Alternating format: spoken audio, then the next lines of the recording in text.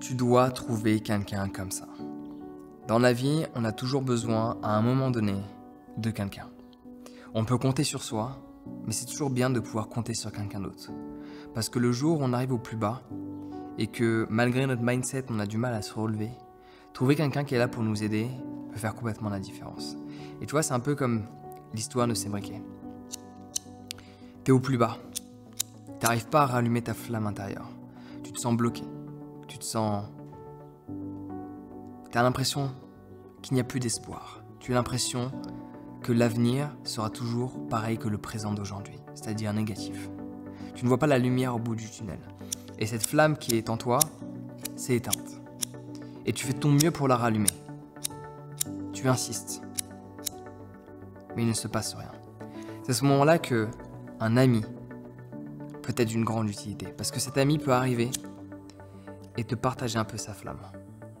Et faire en sorte que, malgré le nombre de fois où cette flamme s'éteint, il peut t'aider à la rallumer. On a tous besoin de quelqu'un comme ça dans notre vie. Oui, il ne faut pas dépendre des gens.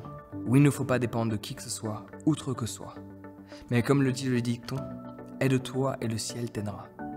Si tu fais de ton mieux pour t'aider, et que tu as fait en sorte dans ton quotidien de créer un environnement où tu as toutes les chances de ton côté pour ne pas tomber au plus bas, et que quand tu tombes au plus bas, tu arrives à te relever. Mais de par la structure de ton quotidien, de par ton environnement, les relations que tu as développées, les choix que tu as faits, les concessions que tu as su faire, pour faire en sorte de faire rentrer des gens dans ta vie, un jour arrivera où peut-être la flamme ne s'allumera pas. Et ce jour-là, tu sais que tu auras rien qu'un ami. Tu n'es pas obligé d'avoir 10 amis. On vit dans un monde où les gens confondent les connaissances aux amis. Les gens confondent les amis Facebook aux amis. J'ai envie de te dire que cette personne qui sera là pour t'allumer cette flamme, ce sera un frère, ce sera une sœur. Peut-être pas un frère ou une sœur de sang, mais un frère ou une sœur avec lequel tu auras développé une relation tellement forte que cette personne sera prête à prendre l'avion pour venir te voir. Malgré la distance qui peut vous séparer. Il y a des connaissances, il y a des amis, et il y a des frères et des sœurs. Donc tu dois au moins trouver dans ton quotidien un frère. Au moins trouver dans ton quotidien une sœur. Une personne avec laquelle, même si tu t'es embrouillé, même si vous n'êtes pas parlé depuis 6 mois parce que vous êtes embrouillé sur quelque chose à la con, mais que tu es dans cette situation où la flamme ne veut plus redémarrer. Tu essaies, tu continues pendant des semaines, tu continues pendant des mois et la flamme ne démarre pas. Tu appelles cette personne-là et malgré le fait qu'elle ne voulait plus te parler, elle arrive quand même à se dire tous ces beaux moments que j'ai passés avec cette personne, toutes ces fois où elle m'a aidé, je ne peux pas la laisser tomber. Et à ce moment-là, elle arrive pour t'aider. Tu dois trouver quelqu'un comme ça dans ton quotidien. Tu ne dois pas dépendre de cette personne, mais c'est toujours intéressant d'avoir cette personne de côté.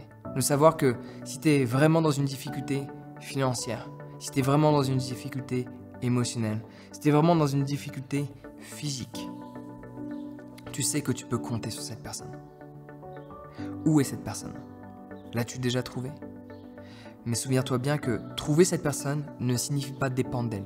Ça ne signifie pas que dès que je n'arrive pas à rallumer ma flamme, je fais appel à elle. Si tu n'y arrives pas à rallumer ta flamme, tu dois réessayer un bon paquet de fois, de différentes manières. Et si vraiment à un moment donné tu es épuisé de par ces 1000 essais, tu peux faire appel à elle. Mais tu ne dois pas te reposer sur elle, parce que le problème c'est que beaucoup de gens font ça. Ils ont développé un cercle d'amis fort, un cercle de frères, un cercle de sœurs. Mais dès que ça va pas, ils prennent l'habitude de faire appel à l'autre. Et le jour où cette personne, pour X raison, n'est plus là, que son espérance de vie soit finie, qu'elle ait déménagé à l'autre bout de la planète et qu'il faut plus de 24 heures pour venir, ou quelle que soit la raison, tu n'essaieras même plus. Alors que peut-être avec un petit essai supplémentaire, la flamme aurait émergé encore. Donc il faut que tu prennes l'habitude de compter sur toi. Il faut que tu prennes l'habitude de compter que sur toi. Avant de demander de l'aide à qui que ce soit, il faut que tu aies essayé au moins 1000 fois. Et la 1001 fois, pourras demander de l'aide à quelqu'un d'autre que toi. Pour ça, il faut que tu développes cette confiance que tu as en toi. Cette confiance tellement élevée que les gens confondent ça comme étant de l'arrogance. Que les gens, quand ils te voient, ils disent « cette personne n'a pas confiance en elle.